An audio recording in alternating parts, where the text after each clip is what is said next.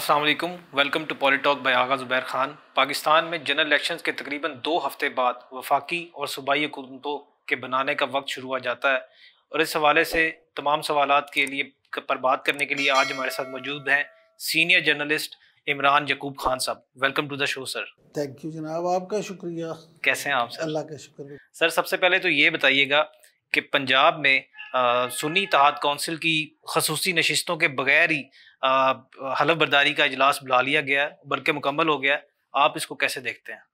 देखिए, गुजारिश ये है कि सुन्नी इत्तेहाद कौंसिल जो है उसकी ये फैसला तो स्पीकर ने और इलेक्शन कमीशन ने करना है कि किस तरह से सारे मामले को, प्रोसीजर को देखना है और क्या करना है। अब इन्होंने सुन्नी इत्तेहाद कौंसिल में शमूलियत तो इसलिए की कि इनको रिजर्व सीटें मिल जाएं, लेकिन पीटीआई का ये कुलिया भी को फौरी तौर पे कारगर साबित नहीं हुआ।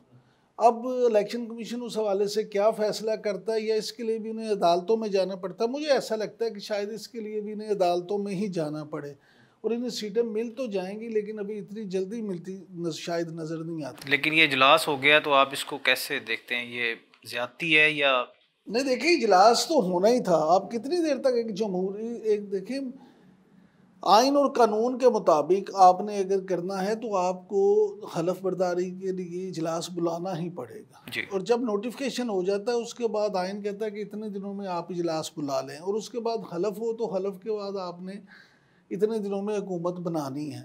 अब यहाँ पे पंजाब की अगर बात करें तो पंजाब में अक्सरियती पार्टी मुस्लिम लीग नून है इस वक्त, और 186 जो टोटल रिक्वायरमेंट होती है किसी भी हुकूमत के लिए, तो उससे उनकी कहीं ज़्यादा सीटें अपनी हैं, लिहाजा उन्हें बज़ाहिर इसमें कोई प्रॉब्लम नहीं है। अब इस वजह से सिर्फ हुकूमत साजी का अमल रुक जाए कि एक जमात जो है उसकी अपनी गलतियों की वजह से, देखें, किसने उनसे कहा था कि 9 मई के वाक़यात करें? किसने उनसे कहा था कि रियासत पाकिस्तान से बगावत करें? आज की बात करें तो आज जो किस्सा सामने आया है कि IMF को लेटर लिखा, और बड़ी डिटाई के साथ फिर वो कहते हैं कि जी हाँ हमने लिखा है, हमने लेटर में लिखा है कि आप कर्जा ना दें, कर्ज देंगे तो वापस किससे लेंगे? भाई, आप खुद तो कहते थे कि मुझे कर्ज ना, अगर IMF के पास जाना पड़ा तो मैं खुदकुशी कर दूंगा, और आप बार बार IMF के पास गए। अब आप जो है क्या, फिर अपनी दुश्मनी में आप मुल्क दुश्मनी पे उतर आए हैं। सर, पंजाब की नामजद वज़ीर आला मरियम नवाज साहिबा ने गवर्नेंस के हवाले से बात करते हुए कहा कि करप्शन मेरी रेड लाइन है, जबकि उनकी तरफ से या उनकी फैमिली में किसी की तरफ से भी आज तक एवनफील्ड अपार्टमेंट्स की मनी ट्रेल नहीं दी जा सकी। आप इसको कैसे देखते हैं? देखिए, मैं तो ज़ाती तौर पे बीइंग अ फॉरवर्ड पॉलिटिक्स ये समझता हूँ कि तमाम सियासी रहनुमाओं को, वो मरियम नवाज़ हों, उनका ताल्लुक मुस्लिम लीग नून से हो, उनका ताल्लुक PTI से हो, वो इमरान खान साहब हों, या इवन तहरीक इस्तेहकाम में पाकिस्तान या पाकिस्तान इस्तेहकाम पार्टी, इस्तेहकाम में पाकिस्तान पार्टी के अलीम खान साहब हों, कोई भी हो, उन सब को जो है अपने असासाजात ना सिर्फ बताने चाहिए बल्कि मनी ट्रेल देनी चाहिए। आप हुकूमत में तो आ जाते हैं, आप लोगों की किस्मतों को फैसले तो करना शुरू कर देते हैं, लेकिन अगर आप अपने आप को पहले क्लियर नहीं करते, ये नहीं बताते कि आप कि ये असासाजात कहाँ से आए, तो फिर आप कैसे करप्शन के ख़िलाफ़ को काम कर सकते हैं? इसीलिए आइन और कानून के मुताबिक फिर मैं यही बात करूँगा, हालांकि आइन और कानून पे यहाँ अमल नहीं किया जाता, बिल्कुल हमारा अलमिया ये है, लेकिन आइन और कानून तो यही कहता है कि इलेक्शन कमीशन जैसे ही ये उम्मीदवारों का, कामयाब उम्मीदवारों का ऐलान करता है या कामयाब रुकने असम्बली का ऐलान करता है, तो फिर आपको अपने गोशवारे जो हैं वो भी डिक्लेयर करना होते हैं। अब मरीम नवाज साहिबा को ज़रूर इस पे देना चाहिए जवाब, ना सिर्फ जवाब देना चाहिए बल्कि मैं समझता हूँ कि बतौर वज़ीर आला पंजाब वो मुंतब हों तो पहली तकरीर में ही उन्हें असम्बली में इस हवाले से जो लोगों के तहफ़्फ़ुज़ात हैं उनको दूर करना चाहिए। हाँ साहब, मरीम नवाज साहिबा ने एक और हेल्थ कार्ड जो इमरान खान का मंसूबा था उसको कंटिन्यू करने का ऐलान किया है, और लेकिन माजी में ये देखा गया कि वो हेल्थ कार्ड के ऊपर बहुत सारी तनकीद करती रहीं, और शहबाज शरीफ साहब जब वज़ीर आज़म थे तो तब भी उनकी एक ऑडियो लीक हुई जिसमें वो उसके पर तनकीद कर रही थी। तो क्या आप नहीं समझते कि मरीम नवाज साहिबा को अगर ये प्रोग्राम इतना मुतासिर करता था तो उनको मनोमन इसकी तारीफ़ करके या इसको खुशाइन करार देना चाहिए था? आगा साहब, यहाँ अलमिया ये है, जैसे मैंने पहले अभी बात की बानी पीटीआई की, कि उन्होंने आईएमएफ को ना सिर्फ खत लिखा बल्कि वो इकरार भी कर रहे हैं और बड़ी डिटाई के साथ। उसी तरह से यहाँ पे वो कल्चर नहीं है। देखें जमहूरियत जो है वो क्या है, हमने तो ये पढ़ा और ये सुना था कि जमहूरियत जो है वो अवाम की हुकूमत, अवाम के ज़रिए से अवाम के लिए। लेकिन यहाँ पे क्या ऐसा है, क्या यहाँ पे जमहूरियत में हुकूमत अवाम के ज़रिए से बनती है? क्या जमहूरियत में हुकूमत अवाम के लिए बनती है?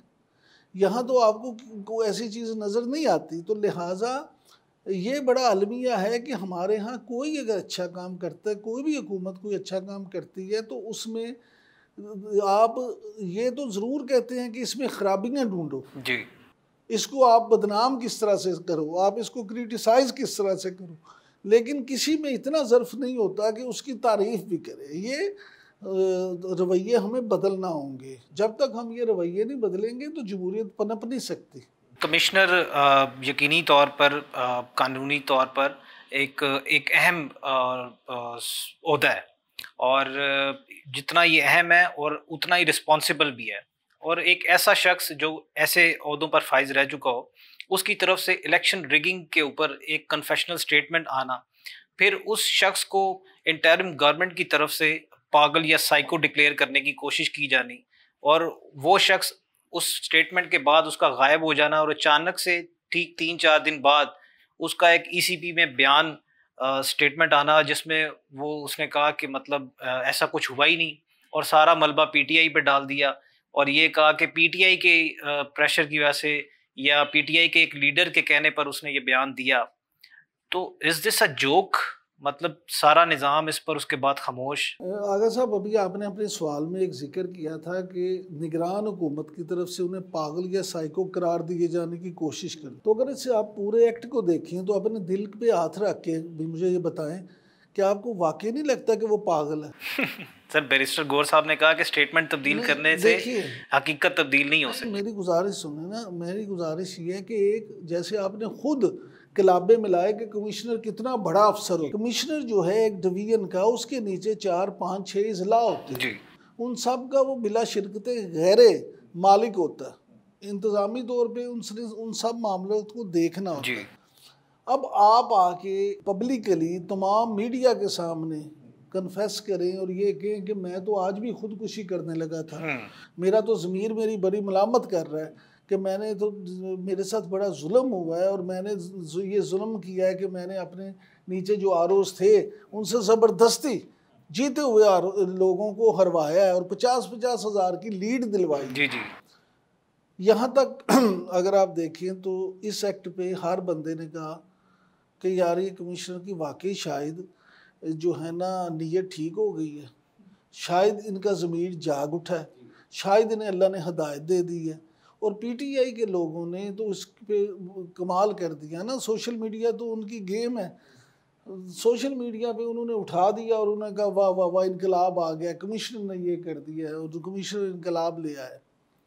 आमिर मीर साहब जो निगरान वज़ीर इत्तलात हैं, उन्होंने जो पहला रिएक्शन दिया उसमें उन्होंने कहा कि ये तो साइको है, ये तो पागल है, और इतने अहम होते भी, और मैंने तो सीएम को 3 महीने पहले कहा था कि ये शख्स पागल है। तो अब आप देख लें आज ये साबित हो गया। चले उसकी इंक्वायरी होना थी, एक कमेटी बन गई, फिर इलेक्शन कमीशन ने उन्हें बुला लिया।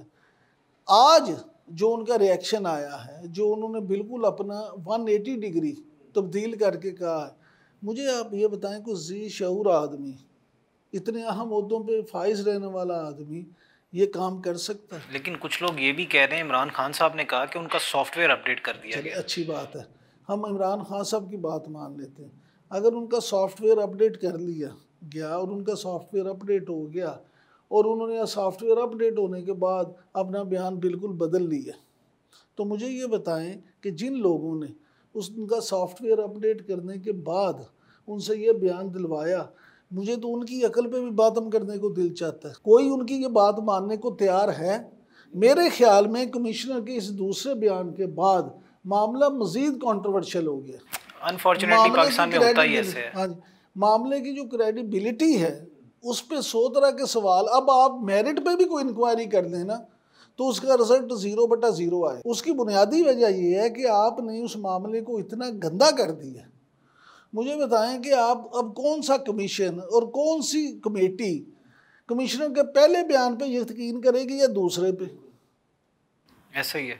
तो ये मेरे भाई सबसे बड़ा जो हमारे यहाँ अलमिया है कि यहाँ पे फैसले चीज़ें जो है ना बगैर सोचे समझे जज्बात के उस पर हो रही हैं। इस वक्त अकल और दानिश और इंसाफ, वो कहते हैं ना कि जिस मुआशरे से इंसाफ ख़त्म हो जाए वो मुआशरा बाकी नहीं रहता। हमारे यहाँ पे अब जो इंसाफ के साथ हो रहा है, वो इंसाफ हो या तहरीक इंसाफ हो, दोनों के साथ जो हो रहा है ना वो सबके सामने है, और उसके नताइज कम से कम बीइंग अ जर्नलिस्ट मैं को बहुत अच्छे नहीं देखता। ठीक सर, कुछ सियासी मुबस्सरीन का ये भी कहना है कि तहरीक इंसाफ ने हुकूमत साजी का मौका खुद गंवाया। अगर वो हुकूमत बनाना चाहते थे तो पीपल्स पार्टी के साथ बात करते और उनके साथ मिलकर हुकूमत बनाते। तो आपको क्या लगता है, अगर पीपल्स पार्टी के साथ मिलकर या उनके वोट के सहारे से तहरीक इंसाफ गवर्नमेंट बनाती तो इस गवर्नमेंट का क्या फ्यूचर होता? उस गवर्नमेंट का वही फ्यूचर होता है जो मुस्लिम लीग नून और पीपल्स पार्टी मिलकर हुकूमत बना रहे हैं, तो इनका फ्यूचर होगा। ठीक।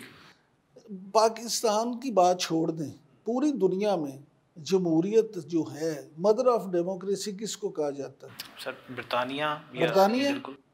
बरतानिया में अगर लेबर और कंजर्वेटिव मिलके हुकूमत बना सकते हैं तो फिर यहाँ पे पीटीआई और पीपल्स पार्टी या पीटीआई और मुस्लिम लीग क्यों नहीं बना सकते? लेकिन सर हालांकि उन दोनों का भी 1 डिग्री का इख्तलाफ है। देखिए जमहूरियत क्या है? जमहूरियत इस चीज़ का नाम है कि आप एक डेमोक्रेटिक सिस्टम में इलेक्शन अगर होते हैं तो 5 साल के लिए, देखिए 32 अरब रुपए या 34 अरब रुपए या जितने भी लगे पैसे, आप और मैं इस मुल्क के शहरी होने के नाते 32 रुपये भी ज़ाया करने के मुतहम्मिल नहीं हो सकते। जो माशी सूरत हाल है, अभी आप इस ऑफिस के नीचे चले जाएं गेट पे तो सामने लंगर खाना है, वहाँ पे देखें 8,000 बंदा रोज़ यहाँ पे खाना खा रहा है इस लंगर खाने पे। मुझे बताएं 8,000 बंदा यहाँ इंडस्ट्रियल एरिया में लाहौर जैसे शहर में सिर्फ एक जगह से मुफ्त रोटी के लिए बेचारा आता है, लाइनों में लग के खाना खाता है। वहाँ पे आप 32-34 अरब रुपए सिर्फ इसलिए ज़ाया कर दें कि आपने अपनी मनमानियाँ करनी है। भाई 5 साल के लिए हुकूमत लोगों ने मुंतखब की है, अवाम ने मैंडेट दिया है। पहली बात तो ये है कि अवाम ने जिसको मैंडेट दिया है आप उसको हुकूमत करने दें, वो कामयाब हो वो नाकाम हो, जो रिजल्ट आए उसके बाद लोग खुद फैसला करें। लेकिन सर अनफॉर्चुनेटली आपने मदर ऑफ डेमोक्रेसी की बात की। पाकिस्तान में जिस तरह की 2 नंबर जमहूरियत हमने हमेशा से देखी है, अगर ये हुकूमत बन भी जाती तो जैसे भी आपने कहा कि जो इनका मुस्तकबिल होगा, कब वो तो हुकूमत होती पीपल्स पार्टी की रहमो करम पर या उनके वोट्स पर। तो जब भी इस्टेब्लिशमेंट या पीपल्स पार्टी जाती तो उनको निकाल कर वाहनों से बाहर फेंक देती। अच्छा, ये हम नेगेटिव ही क्यों सोचते हैं? आप ये क्यों नहीं सोचते कि क्योंकि सर हमारी हिस्ट्री ऐसी है ना, ऐसी बात नहीं। आज तक मतलब 80 सालों में हुआ यही देखा हमने। मैं माफ़ी के साथ मुझे ये बताएं कि ये हम क्यों सोचते हैं कि पीपल्स पार्टी ऐसा ही करती? ये भी तो हो सकता है कि पीपल्स पार्टी ये देखती कि सिंध में तो हमारी हुकूमत है, तो हम मरकज़ में भी अगर हैं और अगर हमने वाकई ही जो बिलावल भुट्टो जरदारी का इस वक्त मिशन है कि वो सिंध से निकल के दूसरे सूबों में भी अपनी जगह बनाना चाहते हैं, तो ये भी तो मुमकिन था ना कि पीपल्स पार्टी ये सोचती कि यार हमें अगर मौका मिला है और ख़ास तौर पे पंजाब में मुस्लिम लीग नून को हम सिर्फ एक ही सूरत में टक्कर दे सकते हैं कि वहाँ पे हम मुस्लिम लीग नून का वोट बैंक डिस्टर्ब करें। और वो किस तरह से हो सकता है? वो परफॉर्मेंस से हो सकता है। वो ये सोचते और पीटीआई के साथ मिलकर अच्छी परफॉर्मेंस दे देते और उसका रिजल्ट बेहतर हो जाए। लेकिन सर माजरत के साथ जो पाकिस्तान की तारीख है जिसमें 6 साल में 6 वजीर आजम जिस मुल्क में आए हों, उसमें और क्या सोचा जा सकता है?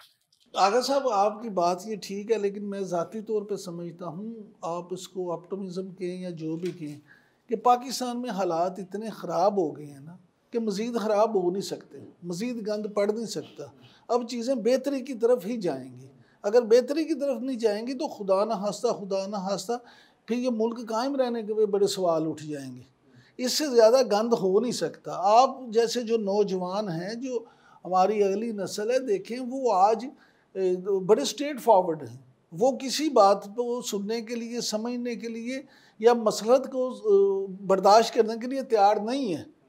अब सोशल मीडिया ने, आप उससे 1001 इख्तलाफ करें, आप उसको डिजिटल मीडिया के, सोशल मीडिया के, लेकिन उसने चीज़ों को, वो पंजाबी कहते हैं, उड़ा के रख दिया। अब लोग वाकया होने के चंद सेकंड के बाद करोड़ों लोगों तक वो बात पहुंची होती है।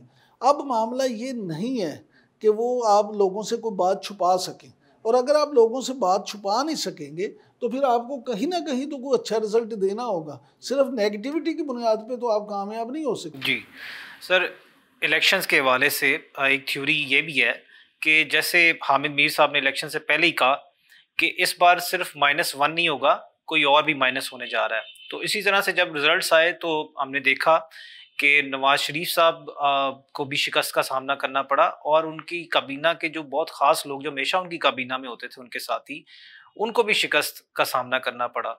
तो आपको ऐसा लगता है कि नवाज शरीफ साहब की वजारत उज़्मा का रास्ता रोकने के लिए ये सब कुछ किया गया, या इसमें कोई सच्चाई? आगा साहब, अगर आपकी इस थ्योरी को या इस मफरूज़े को सच मान लिया जाए तो फिर तो पीटीआई से ज़्यादा धांधली नून लीग के साथ हुई है। फिर तो पीटीआई का ये पूरा मफरूज़ा ही गलत साबित हो जाता है। लेकिन कुछ लोग सर ये कहते हैं कि अगर इजाज़त दे दें अपनी बात मुकम्मल कर दूँ। फिर देखें, वो तो ये कहते हैं ना कि ये जुर्दू फिरा और हमारी जीती हुई सीटें हरवा दी गई। तो अगर मुस्लिम लीग नून के साथ भी हुआ तो इसका मतलब ये है कि इस अवाम में सब नंगे हैं, यानी सब के साथ ही एक जैसा काम हुआ। अब अगर सब के साथ हुआ है तो उस वक्त अकलबंदी क्या है? अगर मुझे और आप दोनों को कोई लूटता है तो हमारा ये काम है हम आपस में लड़ाई शुरू कर दें, या हमारा ये काम है कि हम मिल के उसकी ठुकाई करें, उसको पकड़ें जिसने हम दोनों को लूटा है? लेकिन हमारे यहाँ इक़्तिदार की जंग होती है तो फिर हर कोई इक़्तिदार के पीछे भागता है। अल्लाह आपका भला करे। तो फिर उस जंग का, उस बुराई का जिम्मेदार कौन है? ऑब्वियसली हम खुद।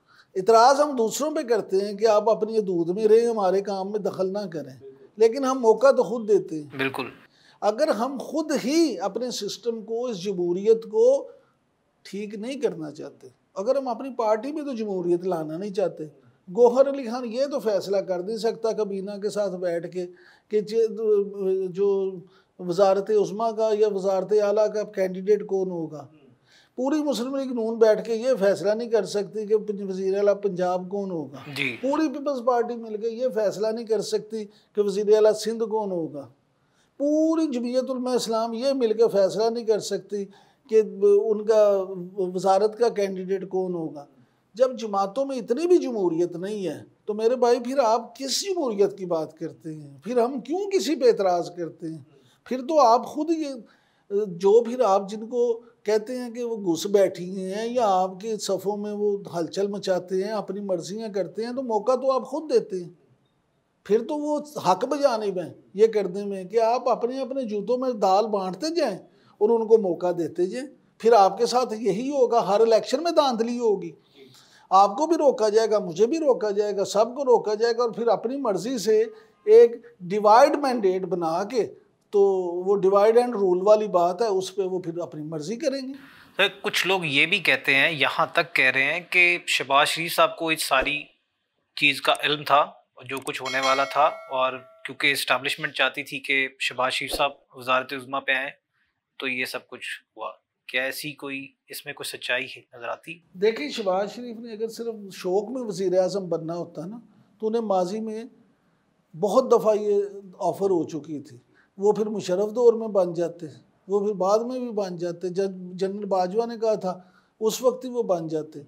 तो अगर उस वक्त उन्होंने अपने भाई के ख़िलाफ़ किसी बगावत में हिस्सा नहीं लिया, अपने भाई के ख़िलाफ़ कोई फ़ैसला नहीं किया, तो अब क्यों करेंगे?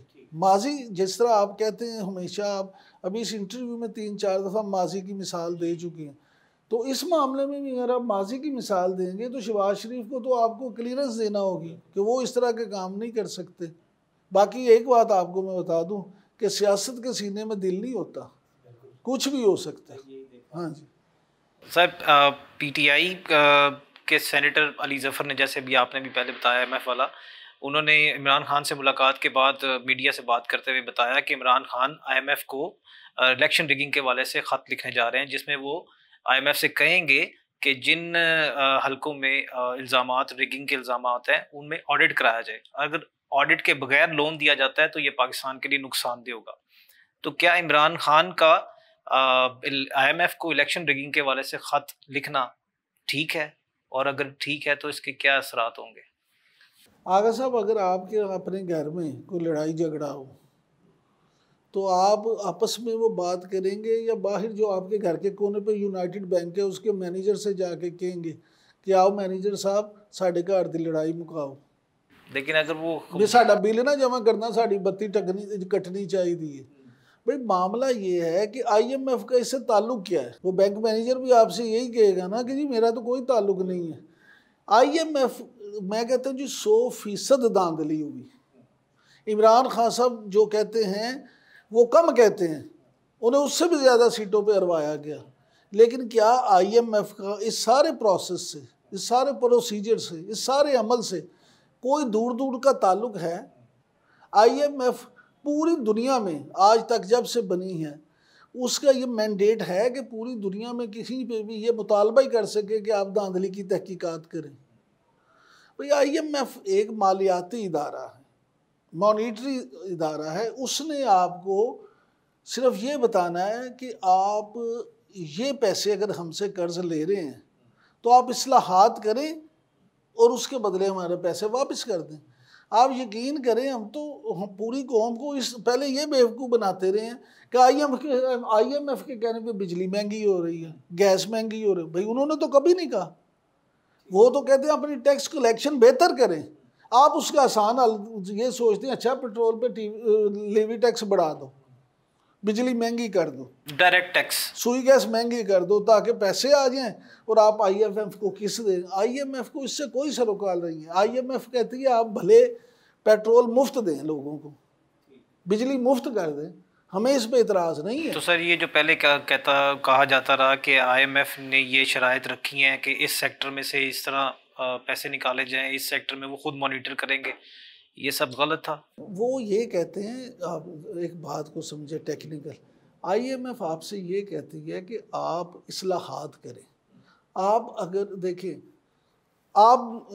मैं आपसे कहता हूँ कि जी मुझे 1000 रुपये उधार दे दें और मैंने खर्चा अपना किया हुआ 10,000, तो आप मुझे पैसे देते वक्त ये नहीं कहेंगे कि भाईजान मैंने वापस क्यों करूँ? जी ऑब्वियसली। अगर मैं आपसे कहूँ कि आप मुझे इस शर्त पे पैसे दे दें कि साथ एक इस्लाहात का प्रोग्राम भी बना दें, मुझे ये भी आप ही करके दें कि मैं वापस कैसे करूं, तो फिर आप मुझे ये कहेंगे ना कि अच्छा यार ये ऐसे तुम वापस कर सकते हो कि 10,000 रुपये ले जाओ, 500 खर्च लो, 500 अपने काम में लगा दो, इससे इस तरह से आमदनी लो और उससे मेरे पैसे वापस कर दो। IMF आपसे ये कहता है कि आप इस्लाहात करें, टैक्स कलेक्शन बेहतर करें, टैक्स नेटवर्क बढ़ाएं और उसके बाद सब्सिडीज़ जो आप देते हैं उनको कम करें। आप का क्योंकि बस चलता है सिर्फ गरीबों पे, आप जो सैलरी पर्सन हैं उन पे टैक्स बढ़ा देते हैं। एग्रीकल्चर पे आप टैक्स नहीं लगाते। इंडस्ट्रियल लिबर्टी की जो दुकानें हैं, जिन दुकानों की एक एक दुकान की मलकियत 80-80, 90-90 करोड़ है, वो साल का टैक्स आप जाके देखें कितना देते हैं, 1,50,000 साल का। जब आप का हाल ये होगा कि आप 2-2 कनाल के स्टोरों से, 6-6 मंजिला स्टोरों से टैक्स लेते नहीं और मेरे आपसे आपने सारा टैक्स लेना है, तो IMF क्या कहेगी? IMF तो फिर कहेगी कि भाई सानू नहीं पता, पैसे दो। जी सर, कुछ लोग, कुछ तजियाकार ये भी कह रहे हैं कि इमरान खान ने 2013 में भी ऐसे ही सिविल नाफरमानी का कह कर लोगों को उकसाया और उसके बाद लोगों को हुंडी के जरिए रकम भेजने का कहकर मुल्क और कौम के मुफाद को नुकसान पहुंचाया। और उसके बाद अप्रैल 2022 में भी PTI गवर्नमेंट ने IMF प्रोग्राम को डीरेल करने की कोशिश की, जिससे पाकिस्तान को नुकसान पहुंचा। और अब दोबारा 2024 में ये ख़त लिखकर मुल्क के मुफादात को नुकसान पहुंचाने की साजिश की जा रही है। आप इसको कैसे देखते हैं? इसमें झूठ क्या है? जितने आपने ये बातें की इसमें कोई एक बता दें कि ये झूठ है, इमरान खान साहब ने ये तो नहीं था किया।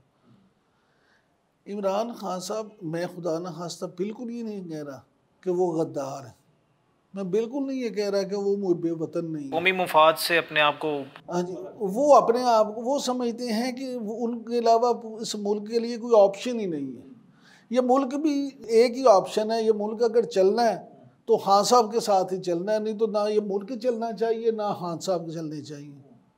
वो ये चाहते हैं वो गलियाँ हो जनसुंजियाँ मिर्ज़ा यार फिरे, खाली खान साहब हों और कोई ना हो, ना मुस्लिम लीग नून हो, ना पीपल्स पार्टी हो, ना जमीयत उलमा इस्लाम हो, कोई ना हो, सिर्फ वो अकेले हों। वो जब दिल चाहे MQM को साथ मिला लें, जब दिल चाहे उन्हें डाकू कह दें, कातिल कह दें।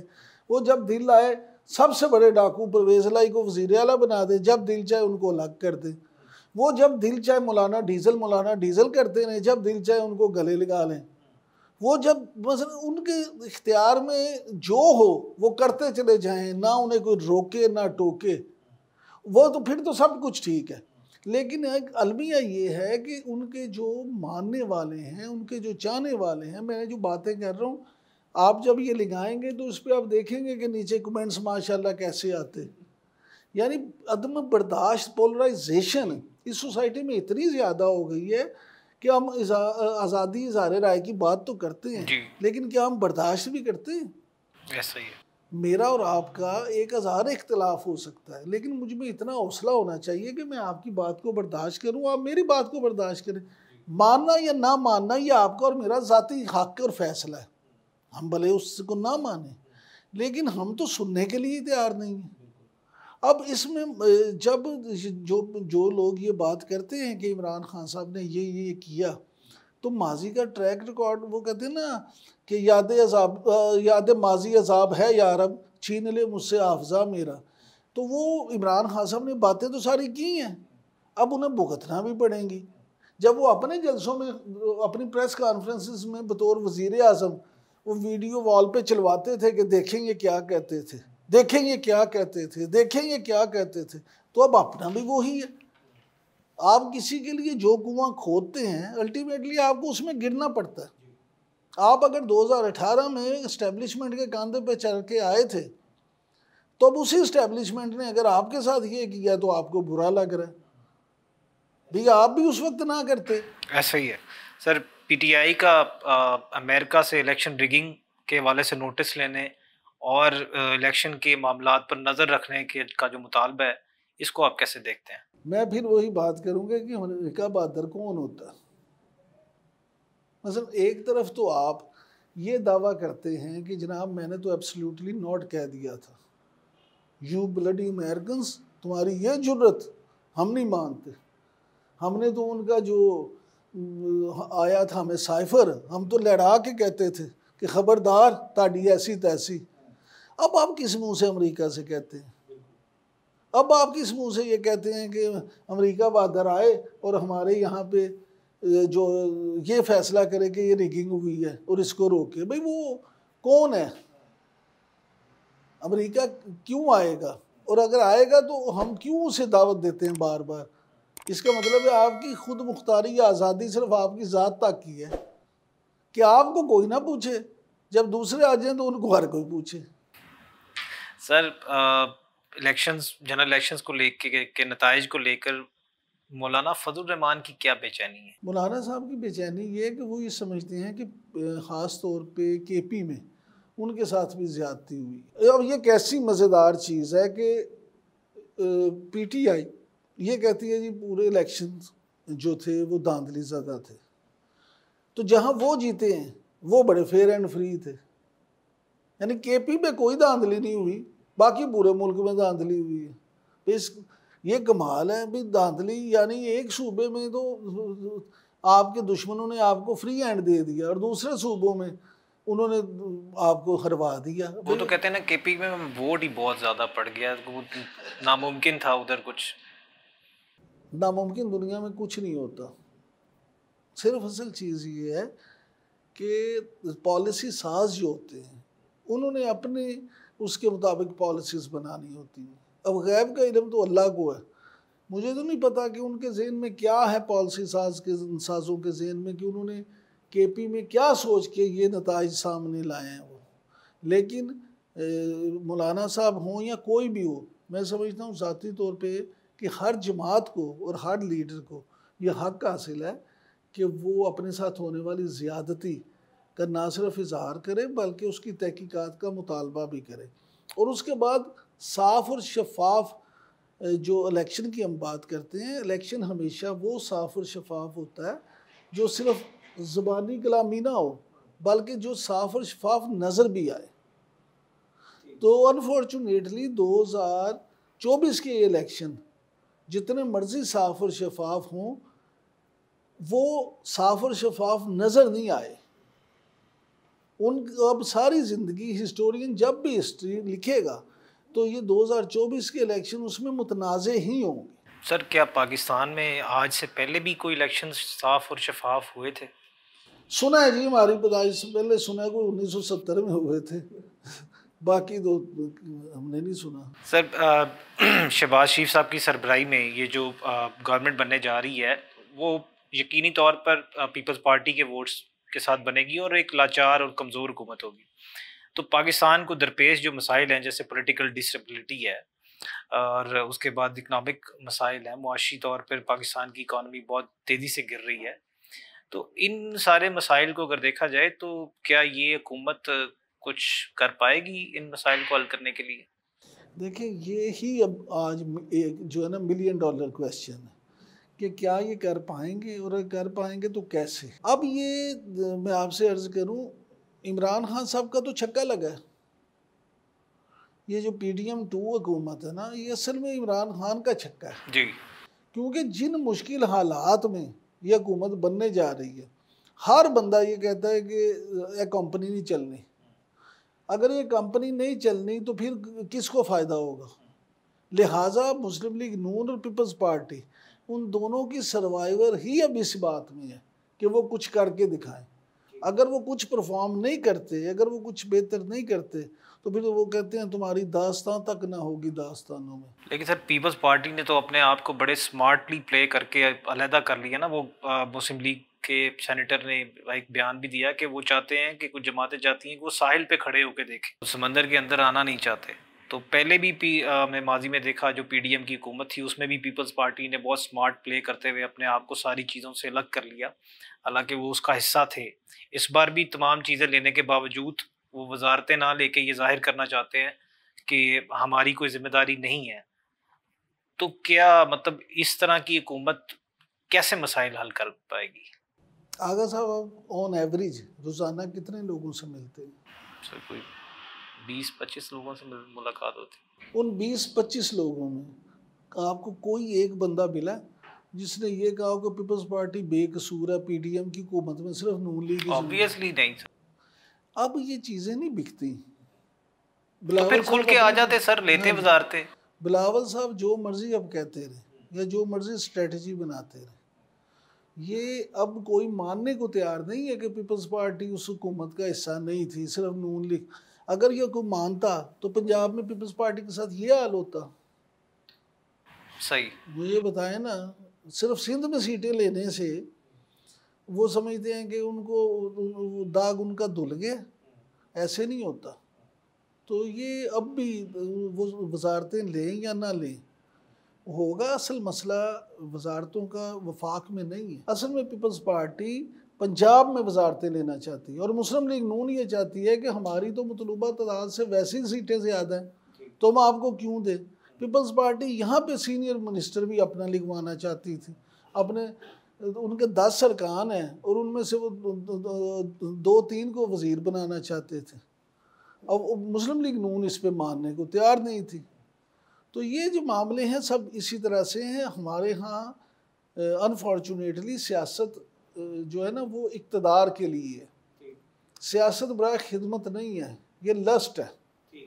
तो ये जब तक ये मामला ठीक नहीं होगा ये चीज़ें ऐसी ही होंगी।